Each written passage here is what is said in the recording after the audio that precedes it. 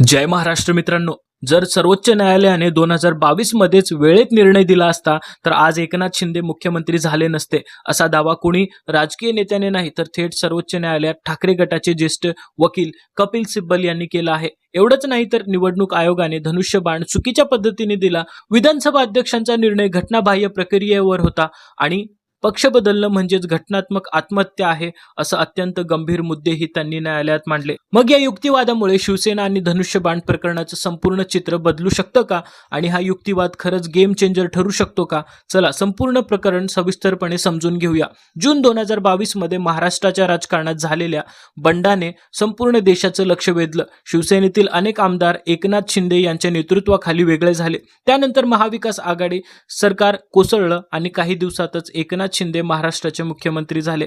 पुढे निवडणूक आयोगाने शिवसेना हे नाव आणि धनुष्यबाण चिन्ह शिंदे गटाला दिलं। विधानसभा अध्यक्षांनीही दोन्ही गटांचे आमदार पात्र असल्याचा निर्णय दिला, पण उद्धव ठाकरे गटाने या सर्व निर्णयांना थेट सर्वोच्च न्यायालयात आव्हान दिलं।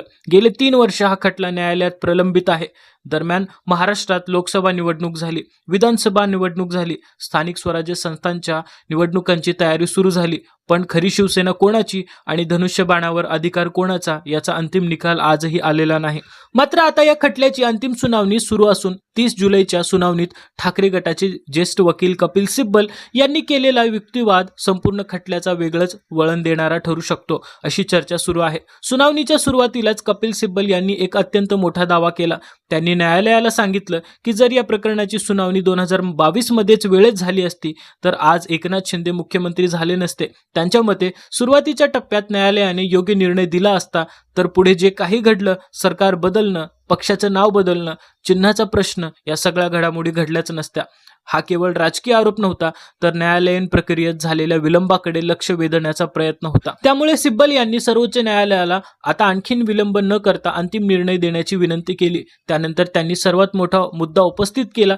त्यांच्या मते केवळ 31 आमदारांचा गट म्हणजे संपूर्ण राजकीय पक्ष होऊ शकत नाही। त्यांनी सांगितलं की शिवसेनेतून बाहेर पडलेल्या आमदारांनी स्वतःच पक्षातील बदल करण्यास सुरुवात केली। त्यांनी असंही सांगितले की तत्कालीन प्रमुख प्रतोद सुनील प्रभू यांना हटवलं आणि भरत गोगावले यांची नवे प्रतोद म्हणून नियुक्ती केली, पण नंतर ही नियुक्ती स्वतः सर्वोच्च न्यायालयाने घटनाबाह्य असल्याचं स्पष्ट केलं। सिब्बल यांचा प्रश्न असा होता की ज्याची सुरुवात घटनाबाह्य प्रक्रियेतून झाली त्याच प्रक्रियेवर आधारित पुढचे सर्व निर्णय वैध कसे ठरू शकतात।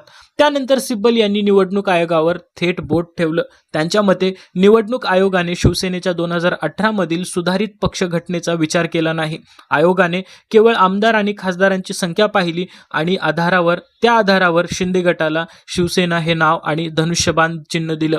मात्र सर्वोच्च न्यायालयाच्या सुभाष देसाई प्रकरणातील निर्णयात स्पष्ट सांगितलं आहे राजकीय पक्ष आणि विधिमंडळ पक्ष हे 2 वेगळे घटक आहेत। म्हणजेच आमदार जास्त आहेत म्हणूनच तो मूळ पक्ष ठरत नाही।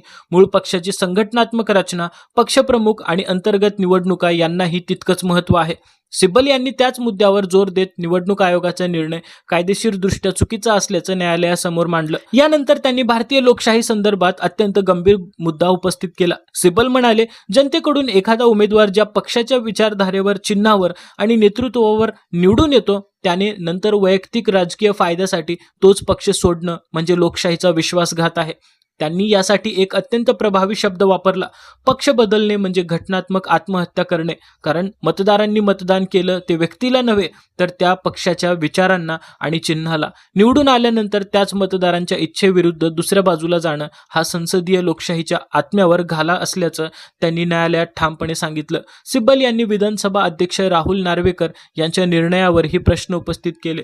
त्यांच्या मते अध्यक्षांनी अपात्रतेच्या प्रकरणात पुरेसा घटनात्मक विचार न करता निर्णय दिला। जर बंडखोर आमदारांच्या सुरुवातीच्या कृतीचं घटनाबाह्य असतील तर त्या आधारे दिलेले पुढचे निर्णय पुन्हा तपासले जाणं आवश्यक आहे।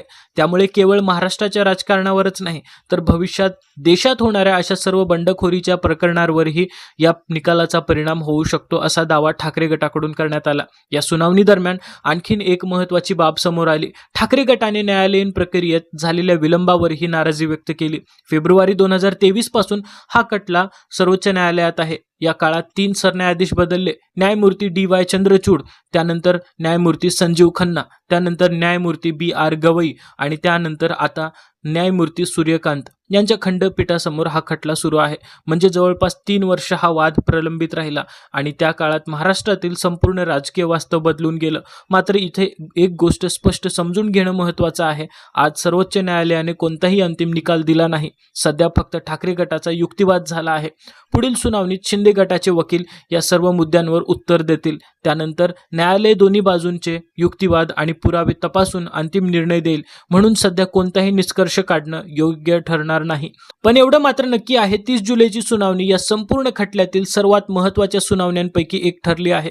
कारण कपिल सिब्बल यांनी उपस्थित केलेले प्रश्न केवळ शिवसेनेपुरते मर्यादित नाहीत, तर भारतातील पक्षबदल, निवडणूक आयोगाचे अधिकार, विधानसभा अध्यक्षांची भूमिका आणि संसदीय लोकशाहीच्या भवितव्याशी संबंधित आहेत. आता सगळ्यांच्या नजरा 4 ऑगस्टच्या पुढील सुनावणीकडे लागल्या आहेत. शिंदे गट या युक्तिवादाला कसं उत्तर देणार, सर्वोच्च न्यायालय कोणते प्रश्न विचारणार आणि अखेर धनुष्यबाण आणि खरी शिवसेना कोणाची, यावर अंतिम शिक्कामोर्तब कधी होणार?